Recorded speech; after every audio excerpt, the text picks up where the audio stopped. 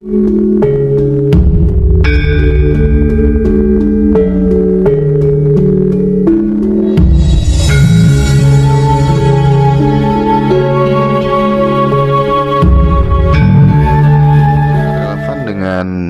pernah mengatakan manusia nanti akan disisakan 28,3% ya. Ya. Ada kaitannya barangkali ya. Iya, ya, jadi makanya waktu ada corona saya juga santai-santai saja. Garu yang ya. Iya. Ya kalau memang sudah termasuk ya mungkin saya harus digaru juga. Kalau enggak ya syukur gitu. Yang saya dapat pertanyaan dari teman-teman, fan-nya panjenengan semuanya ini. Yang pertama, yang jadi tolong dijelaskan. Saya pengen meditasi untuk mendoakan orang tua, bagaimana caranya? Itu penting ya. Memang memohon itu yang bisa itu hanya dilakukan dengan diam. Jadi waktu itu dengan duduk bisa. Yang baik itu memang dalam keadaan silo ya, silang. Karena waktu manusia posisinya silo, silo itu bahasa Indonesianya apa ya? Ya bersila. Bersila ya. Bersila itu posisi tubuh kita itu mekanisme dan geraknya itu begitu mapan gitu. Lalu tangan ini ditumpangkan di misalnya begini, misalnya ya. Tangan ini ditumpangkan di bisa, begini bisa. Begini depan gini bisa. Kalau tangan itu begini, tangan begini itu tidak bisa. Kalau berdiri sulit lagi. Berdiri fungsinya ada lagi lain, tidak untuk sumarah diri dan untuk meditasi, meditation. Jadi meditasi itu hening, menang ya, hening. Jadi otak itu harus betul-betul kosong. Nah, inilah teori leluhur kita ketemu dengan Tuhan. Itu bisa dilihat dari corak wayang-wayang Purwo itu. Di sini ada namanya Jamang. Jamang Mas Sungsun Tigo Kinancingan Garuda Mungkur. Anting-anting sureng pati sang-sangan nalogo ngiras tetali. Itu artinya ketemu Tuhan itu hanya cukup 3 fase. Kalau orang beragama Islam, syariat, tarekat, hakikat makrifat, itu 4 fase lah ya. Itulah leluhur kita abad 7, 8, 9 sudah membuat buku juga yang namanya Borobudur. Borobudur itu Arupadatu Rupadatu apa tatarannya itu ya, yang pokoknya yang terakhir itu Arupadatu. Artinya kalau tangan kita ngerogok ke dalam sudah tidak ada bentuk Buddha, patung Buddhanya sudah tidak ada. Artinya apa? Ya kosong. Buddha itu siapa? Budi atau manusia yang berbudi luhur, itu loh ya. Jadi oleh karena itu kalau mati cukup fase 4 itu aja, syariat, tarekat, hakikat, makrifat ya. Barulah ke yang terakhir. Di dalam kuluknya wayang itu ada bentuknya seperti ini. Seperti patung Buddha di puncak Borobudur itu. Nah, hebat leluhur kita itu pribadi sehari-hari seperti Buddha, hidup pribadi seperti Buddha, bergaulnya seperti akrab dengan alam, lalu disebut menjadi Hindu. Itu asli dari sini, tidak dari India. Tidak dari India, asli dari lereng lembah Gunung Arjuna yang dulu Kidung Agung. Kidung Agung dimulai dari kidungnya Pak Dalang. Makanya pewayangan yang asli, jejer itu harus Astina, Hestino, harus itu. Kalau lakon itu karena sudah improvisasi, cerita ini rubah. Kenapa harus Hestina? Karena aslinya dimulai dari tengah malam, goro-goro itu. Goro-goro, gua itu gunung dibalik toh. Gunungan wayang itu begini, dibalikkan gambar api itu. Goro-goro tanggap warso sirah juga ke bumi gunjang ganjing. Segoro kocak, gunung moyak mayik. Jadi bumi itu mau waduh hancur-hancuran gitu. Katon lir goncang ngalit, risang mawe gandrung. Kelihatan hati kecil manusia yang selalu sujud terhadap Sang Maha Gaib. Sang Pencipta. Sujudnya apa kalau tidak meditasi, kalau tidak ning?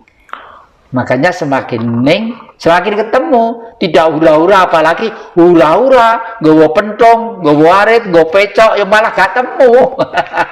Malah gak temu Itu sambil meditasi di dalam hati, minta kepada Tuhan supaya orang tua kita yang sudah meninggal atau masih ada diberikan kanugrahan atau bagaimana, Yang? Iya, betul. Jadi ya Sang Maha Pemurah Pengasih lagi penyayang.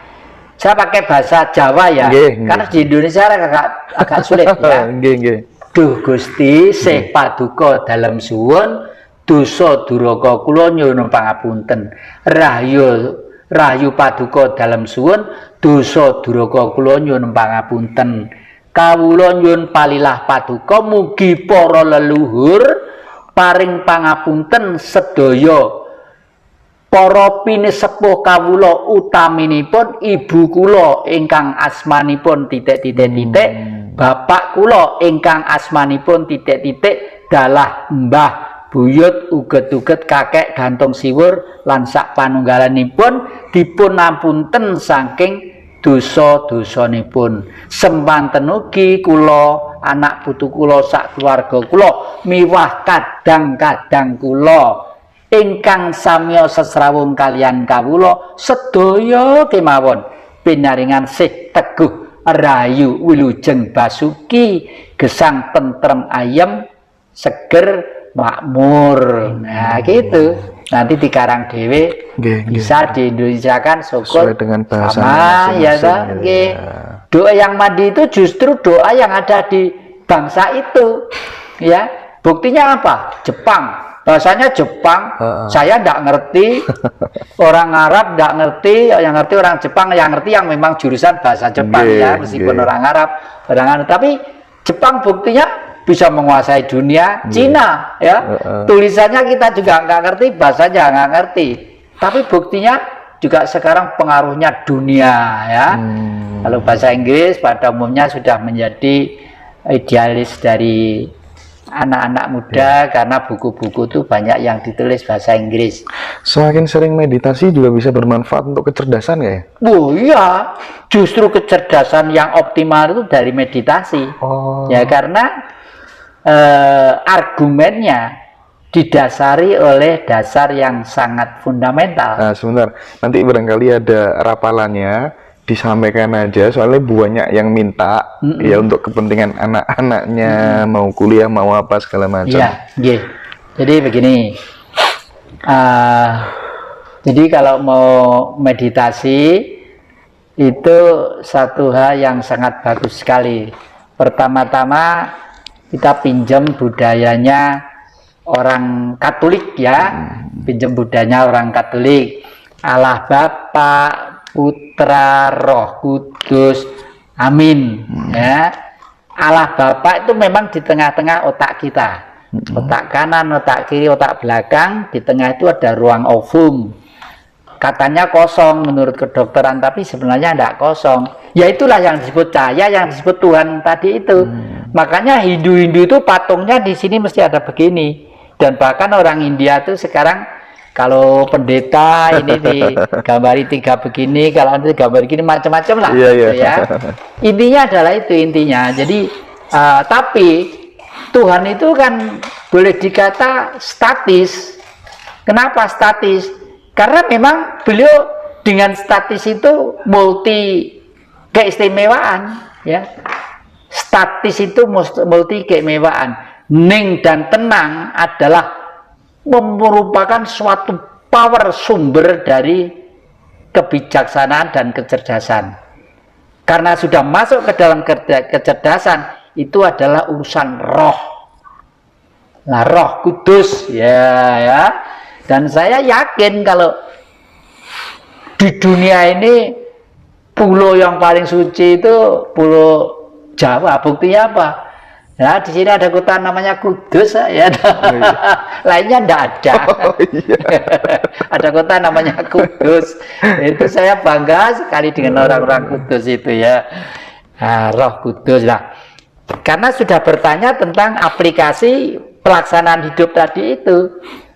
ke sini ya. Makanya Pancasila itu ada di sini, Marinisme ada di sini untuk kita iakan, kita laksanakan. Lalu bentuknya menjadi salib. Itu salib itu juga ajaran ya. Titik. Menurut sejarah agama, Nabi jangankan kok kawin, pacaran aja ndak pernah. Mulai dari dalam perut, lahir kecil sampai ke tiang salib dipaku, kakinya dipaku, masih belum ketemu dengan Allah Bapa. Ya Bapakku, di manakah engkau? Ampunilah mereka, karena sebenarnya mereka tidak tahu apa-apa. Hidup itu secara rutinitas, manusia itu tidak sadar. Kalau lama-kelamaan tidak menjadi manusia, seperti yang saya ceritakan di depan tadi itu loh. Kok luwih galak timbang binatang, kok luwih galak timbang harimau, manusia itu lama-lama. Inilah. Oleh karena itu yang penting dari titik tengah Indri ya, kalau tidak salah tulisannya silaturahmilah ke kanan, ke barat, ke timur, ke utara, ke selatan ya. Ke gaib, ke Allah Bapa penting, harus mutlak yakin. Yakin itu satu kali, jangan berkali-kali yakin. Kalau berkali-kali yakin itu namanya goroh. Wong yakin kok berkali-kali. Satu kali yakin, taruh dalam dada, jelek, udah. Setelah itu laksanakan keyakinan itu. Jangan pagi yakin, sore yakin lagi, besok yakin lagi. Hari ini uang di kas negara ini saya ambil 10.000 untuk beli anu tadi, kok enak ya bakso ya gitu. Terus lalu melaksanakan kewajiban kepercayaannya. Wah, perasaannya dihapus dosanya. Besok lagi tahu di laci ini ada 20 ya. Mungkin kalau kemarin bakso, mungkin kalau nanti tambah sate tambah enak kan, diambil lagi ya 20 ya, numpuk lama-lama ya, numpuk. Jadi yakin itu satu kali, masukkan ke darah daging semuanya. Makanya di dalam salib itu yang penting tancapkanlah dirimu ke bumi. Makanya yang di bawah itu pasti panjang, begini, begini, begini. Kalau ke atas kenapa sedikit? Ke gaib itu penting, tapi jangan dikejar, kamu nanti gila. Malah gila nanti kalau mengejar gaib itu. Contohnya banyak. Contohnya banyak ya, contohnya banyak, malah lebih gila. Yang penting tancapkanlah dirimu ke bumi sedalam-dalamnya. Karena bentukku, bentuk kemurahanku, bentuk kesabaranku, bentuk wujudku ya alam itu. Allah, alam, apa bedanya? Cuma ada O dan A. Kalau O itu zero, artinya suci, di mana titik rentang lurus dempet menjadi bulat. Karena hidup di garis tengah, yang atas plus, yang bawah minus. Plus itu apa? Angkasa, minus itu bumi. Makanya kita itu semua nempel di bumi, harus hidup di bumi, makan di bumi, dan lain sebagainya. Bumi harus kita pelihara dengan baik. Karena kita diadakan di muka bumi ini adalah untuk mengabdi ke bumi. Karena tanpa bumi kita tidak bisa hidup. Lalu Ibu Maria siapa? Kan kadang-kadang ada orang yang sok pinter mengatakan, waduh itu nyeleweng kali ya, nggak punya bapak, nggak punya anak. Kadang-kadang begitu ya. Ibu itu siapa? Bumi ini. Motherland ya, kalau orang barat menyebut motherland ya. Kalau orang kita Ibu Pertiwi, Bopo Angkoso, Ibu Pertiwi. Mbah kita tuh hebat. Sebelum ada agama masuk, leluhur kita tuh udah paham dan cinta secara rasional dan ilmiah tentang Tuhan. Makanya kalau mati kemana? Ya kembali ke zat atas lagi, balik suci lagi, bahan baku lagi. Ya makanya tubuh kembali ke sang peminjam, daging dipinjami tanah, ya tulang dipinjami air, darah dipinjami api, udara kita hirup, roh kemana? Ke matahari. Matahari itu dingin matahari itu. Buktinya jam 12 siang panas. Mepe semuanya bisa kering, Iya, karena di bumi, karena gravitasi buminya 9 Joule di magma di sana. Coba naik gunung, yang mana ya naik gunung yang tinggi, cewatuan gini lah. Es akan meleleh dan sudah meleleh 2 bulan yang lalu ini. Fenomena bahwa bumi ini harus diperbarui karena sudah lama tereksploitasi. Makanya di era Mojopahit air itu dialirkan 1 meter di bawah permukaan tanah. Contoh terakhir buktinya masih ada, Segaran di Trowulan. Segaran itu kan di atas tanah begini. Iya. Ya, karena apa? Karena di sana itu ada sumber-sumber yang mengalir dari gunung-gunung. Dari gunung-gunung mengalir muncrat. Kalau dulu di Sidoarjo kayak Lapindo gitu loh ya. Cuma Lapindo itu bentuknya lumpur, di situ air ditampung di Segaran itu. Lalu Segaran itu merembeskan air 1 meter di bawah tanah. Jadi tanah itu selamanya basah dan subur. Setelah masuk ke era Orde Baru, ada karena beras harus impor, ini harus impor, tanah harus produktif hasilnya. Lalu musim diapakan itu, diberi ini, diberi pupuk ini, ya sekarang mati semua tanah, mati, sudah nggak subur seperti era Mojopahit. Dan leluhur kita lebih canggih apa lebih bodoh?